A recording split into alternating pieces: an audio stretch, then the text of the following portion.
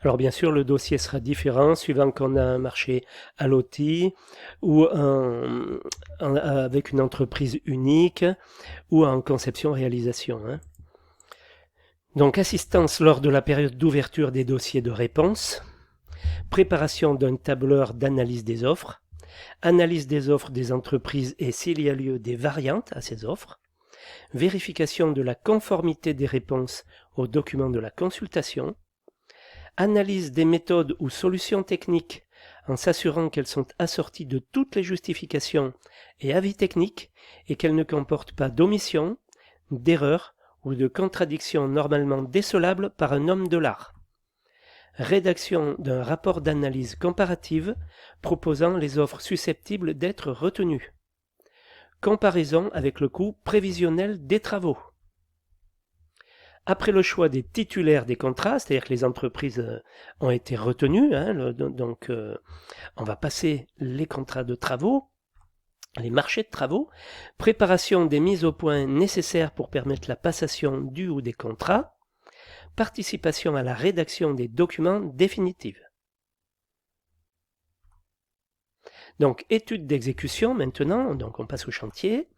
Le maître d'ouvrage doit décider qui, du maître d'œuvre ou de l'entrepreneur, réalisera les études d'exécution.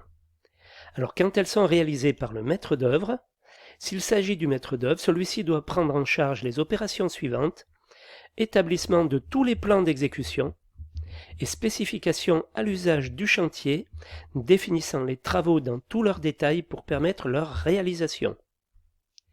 L'entrepreneur ne conserve la charge que des études complémentaires concernant les plans d'atelier et de chantier, relatifs aux méthodes de réalisation, aux ouvrages provisoires et aux moyens de chantier.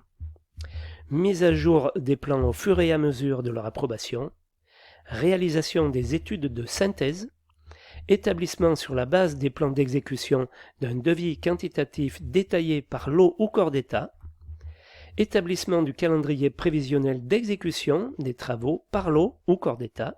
Il s'agit d'une tâche spécifique de la mission d'OPC. Alors, quand les études d'exécution sont réalisées par l'entrepreneur, si l'entrepreneur réalise les études d'exécution, la mission du maître d'œuvre consiste à viser les plans établis par l'entrepreneur, à poser la mention « Bon pour exécution ».